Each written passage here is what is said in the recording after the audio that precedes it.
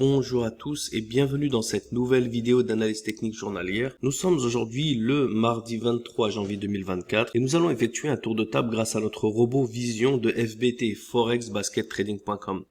Je vous le rappelle, vous pouvez aller sur le site et bénéficier du robot gratuitement pendant 72 heures en remplissant ce formulaire ici, puis en téléchargeant la version MT4 ou MT5. Il y a une vidéo tutoriel à ce sujet. Vous allez recevoir un email avec un email codé, vous allez sur F7, une fois que vous l'installez, vous entrez cette adresse email et comme je l'explique dans une vidéo tutoriel, vous pouvez bénéficier du robot pendant 72 heures. Alors commençons avec une analyse très intéressante aujourd'hui parce que on voit que beaucoup de devises sont retombées en mode sideways avec un dollar à 0, un yen à 0,5, un sterling à 0 et un euro à 0. Et donc si vous avez vu la vidéo d'hier, par exemple les vidéos des journées précédentes où je l'ai répété, on était dans une phase de participation publique, eh bien en fait on arrive à comprendre les trois phases. Lorsqu'on a beaucoup de zéros et que le marché se cherche avant qu'il y ait eu une tendance, on est dans une phase d'accumulation. Les marchés accumulent du volume jusqu'à qu'il y en ait assez dans un côté pour qu'on puisse commencer à avoir une balance qui ne soit plus égale entre les acheteurs et les vendeurs, entre ce qu'on appelle en anglais le supply and demand, l'offre et la demande. Puis c'est-à-dire que par la suite, on va rentrer dans une phase de participation publique où les marchés vont commencer à rentrer dans une tendance. Plus elle est corrélée entre les différentes paires de devises, plus on va avoir des devises qui vont être fortes et faibles et on va avoir des opportunités avec des locks qui vont se dessiner. Et donc on est dans cette phase qui est très intéressante. Lorsque les marchés par la suite retombent dans des phases sideways, en dents de scie, plat, eh bien après avoir connu une phase de tendance, une phase de participation publique, eh bien là on est dans une phase de distribution. Et là on est peut-être dans une phase de distribution, c'est encore un peu tôt parce que ça vient d'arriver. Mais si on avait vu la vidéo d'hier, on sait que le New Zealand était potentiellement weak across the board. Il ne s'est pas affaibli, mais par contre, pas mal de devises sont retombées aux alentours de 0. Donc, on va faire notre petit tour de table du New Zealand pour confirmer ce qui s'est passé. Donc, simplement pour vous rappeler, hier, la vidéo qu'on a faite, on était au niveau de cette dernière résistance-là avec un niveau plus haut. Il vous suffit de regarder la vidéo d'hier, regarder un petit peu les prix, c'est pour ça qu'on effectue des vidéos journalières, et vous allez voir que les prix sont retombés bien plus haut, avec une GMT7 maintenant, retombée plus haut. C'est une expression un peu drôle à dire. On retapait des plus hauts, c'est ce que je voulais dire. On retapait des plus hauts avec une GMT7 maintenant qui est juste sur la résistance. Donc ça nous montre qu'il nous reste encore de la force dans cette tendance haussière. On avait vu un euro New Zealand et un sterling New Zealand qui avaient des bonnes tendances haussières. Malheureusement, l'euro maintenant est à 0, donc on n'a plus d'opportunité de regarder les locks. On doit attendre de voir si l'euro va repasser un peu en force. Mais on voit que depuis hier, on a quand même tapé une nouvelle résistance. Donc cette opportunité a été couronnée de succès. Même chose pour le sterling. On voit les plus hauts qui ont été marqués. Et là maintenant, on est un petit peu en train d'entrer dans une phase sideways. Elle est un peu trop tôt pour être confirmée. Pourquoi? Parce qu'on est sur la dernière résistance. On n'est pas encore en train de taper des plus bas. Donc on doit patienter. Potentiellement, on peut encore avoir un retracement et des plus hauts qui sont marqués. Et du fait qu'on soit encore en début de semaine, qu'on soit simplement mardi, on peut avoir des bonnes opportunités, mercredi, jeudi. Si on était par exemple jeudi soir ou vendredi après-midi, on aurait peur d'un profit taking du fin de week-end, du fin de semaine. Mais là, ce n'est pas le cas, donc on doit encore patienter un peu. Très bonne opportunité sur un New Zealand CAD absolument magnifique. Regardez, il a encore tapé des plus bas. On a une GMT7 qui vient à l'ouverture ici de cette chandelle, qui vient coïncider juste sur la fermeture de la dernière lock. On est sur des plus bas, donc là on est vraiment sur un très beau cas de figure. Le New Zealand Suisse, lui, il était négatif, les deux sont négatifs, il continue d'être choppy, donc on le laisse de côté. Et le New Zealandien, malheureusement, le yen est passé à 0,5 et on voit un petit peu qu'il est ici bien choppy, bien en dents de scie. Il monte, il descend, il n'a pas de tendance bien marquée, donc on le laisse également de côté. Et un New Zealand dollar qui était très intéressant hier, maintenant on voit qu'il est un petit peu sideways, il a quand même tapé un plus bas, il nous a fait un retracement, il est encore en train de taper des plus bas. Donc si le dollar voudrait bien sortir de son sideways et nous donner un tout petit peu de force, eh bien potentiellement on aurait de la confirmation ici sur un New Zealand dollar qui vient sur les plus bas des graphiques que la tendance vient se continuer, la tendance baissière se continue. Donc d'une manière générale, un New Zealand qui continue d'être intéressant. Malheureusement, il est un petit peu en fin de tendance. On doit attendre une confirmation pour voir s'il lui reste encore de la force.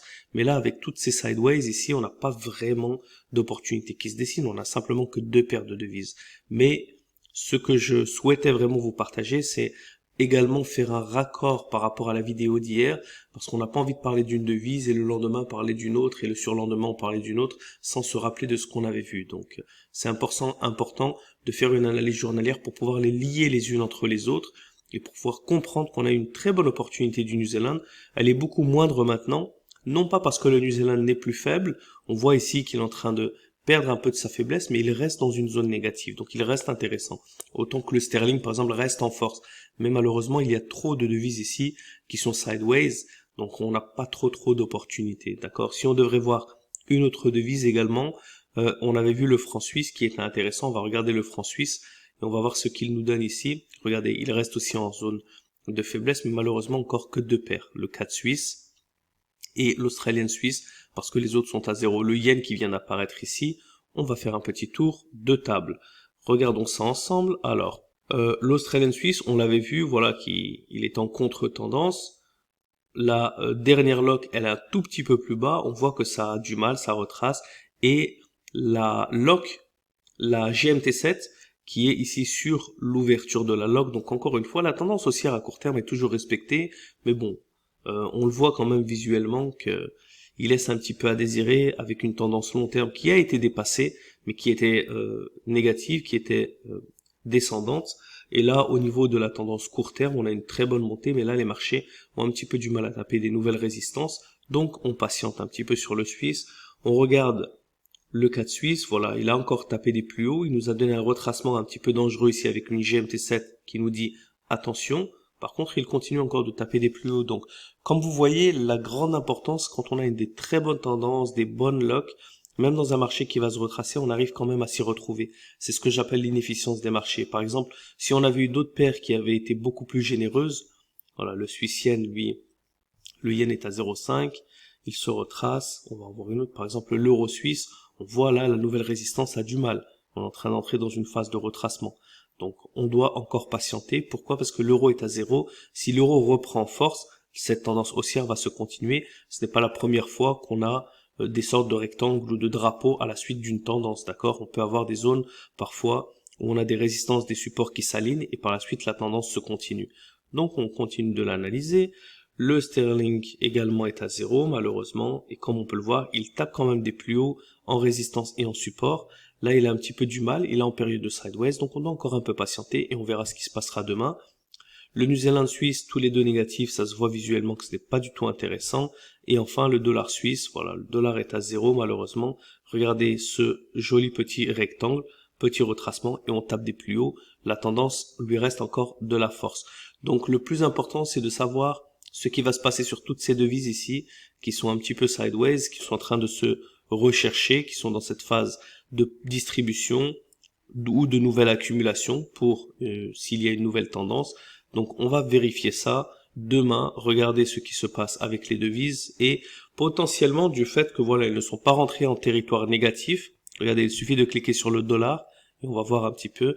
Le sterling reste ici, le dollar, regardez, le dollar par contre il est passé un petit peu en négatif donc il est moins intéressant et le sterling, voilà le sterling qui était toujours en zone positive et l'euro pareil, vous voyez qui flirte entre les 0, les 1. Donc c'est vraiment ces genres de scénarios qu'on essaye d'éviter, de différentes devises qui flirtent aux alentours du 0, ça ne nous intéresse pas. Donc là on est plutôt un peu en mode patience et on va voir demain ce qui va se passer dans la nouvelle vidéo d'analyse technique demain, en espérant que les devises nous donnent un petit peu quelque chose d'intéressant et commencent à sortir de cette petite période de sideways, comme ils nous l'ont donné les journées précédentes, notamment hier. Donc voilà, c'est tout pour aujourd'hui. Je vous retrouve demain pour une nouvelle vidéo. Je vous souhaite bon courage à tous et un bon trading. Et je vous le rappelle, téléchargez le robot gratuitement, testez-le pour ceux qui n'ont pas pris une licence. Vous pouvez avoir une licence gratuite ici en téléchargeant le robot en MT4 ou en MT5. Et ceux qui veulent bénéficier du robot à vie avec toutes les updates et tous les nouveaux développements qui seront faits, bien, je vous invite à descendre un petit peu plus bas et vous pouvez commander le robot en version complète et ça à vie. C'est simplement un paiement, quand vous pouvez le voir, one time payment et avec une licence lifetime, licence à vie, un compte, nombre de comptes illimité, tous les développements est disponible en MT4 et MT5. Donc voilà, c'est tout pour aujourd'hui. Je vous retrouve donc demain pour une nouvelle vidéo. D'ici là, bon courage à tous et ciao ciao.